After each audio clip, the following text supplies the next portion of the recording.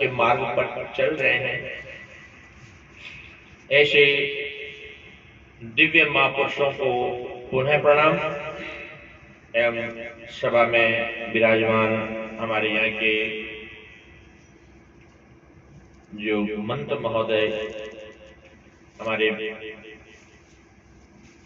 श्री भंवरपुरी जी महाराज एवं जिला टोंक से पधारे हुए रामपुर जी महाराज, हरिनारायण जी एवं हमारे जो संगीत में साथ दे रहे हैं हमारे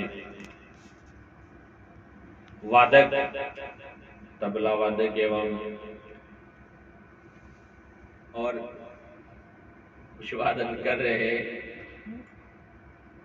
उनको भी, और ऑर्गन मास्टर सहित आपने विदा कर दिया होगा सभी को सुंदर एवं सभा में विराजमान आप सभी बड़े बुजुर्ग, आदरणीय सज्जन, भक्तवृंद, पितृशक्ति, आप सभी के हृदय मंदिर में विराजमान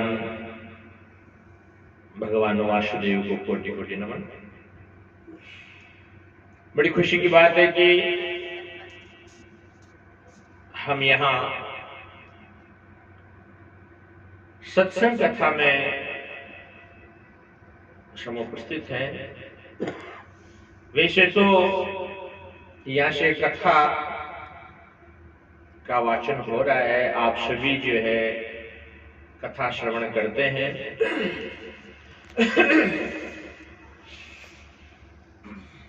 कथा हमारा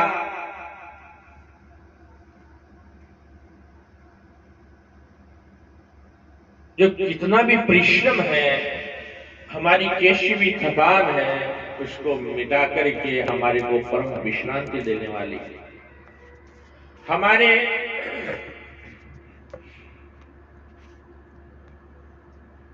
अंदर जो विकार हैं उन विकारों को दूर करने वाली, हमें सत्य का संदेश देने वाली, ज्ञान का अमृत पिलाने वाली ये कथा है, जिसमें भगवान का सुंदर चरित्र का वर्णन होता है, भगवान की सुंदर महिमा और उनकी दिव्य कथाएं कही जाती है, जिससे प्रभु के चरणों में हमारी श्रद्धा हो। और जब हरि चरणों में हमारी श्रद्धा होगी तो हमारे अंदर भक्ति का सृजन होगा, और जब भक्ति भावना जागृत होगी तो कहते हैं भक्ति ज्ञान की माता है, और जब ज्ञान उदय होगा तो हमारा परम कल्याण होगा।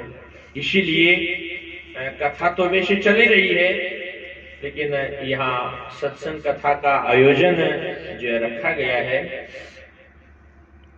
तो वास्तव में ये जो सत्संग है वो हमें सत्य से जोड़ने वाली है।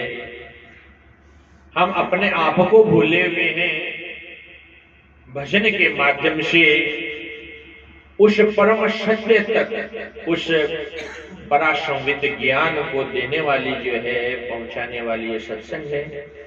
कहा है बिनु सत्संग विवेक न होई, राम कृपा बिनु सुलभ न सोई।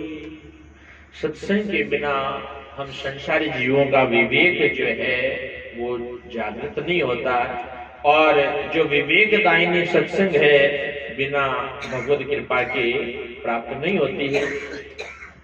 तो इसीलिए जो विवेकदायिनी सत्संग है उसमें बैठ करके हमें अपने जीवन को भजन से जोड़ना चाहिए, क्योंकि हम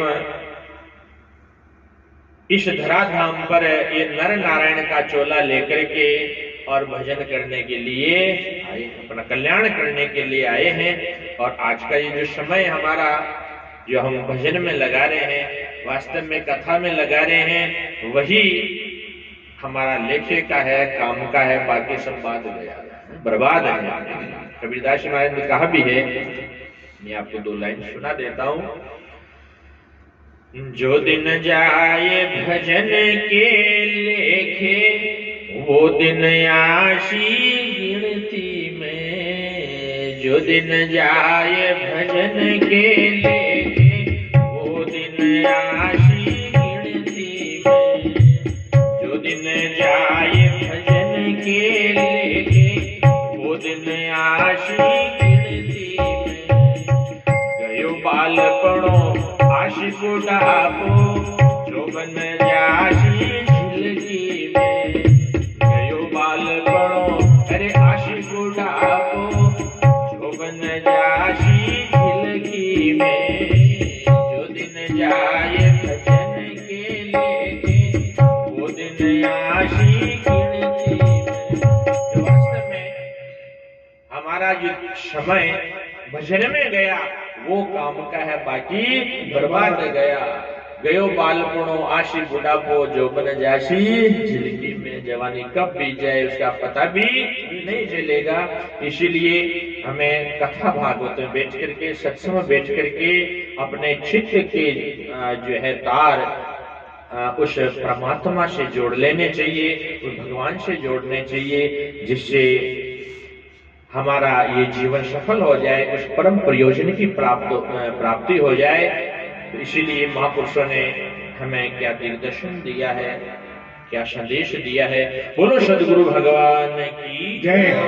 के माध्यम से हम सुनते हैं।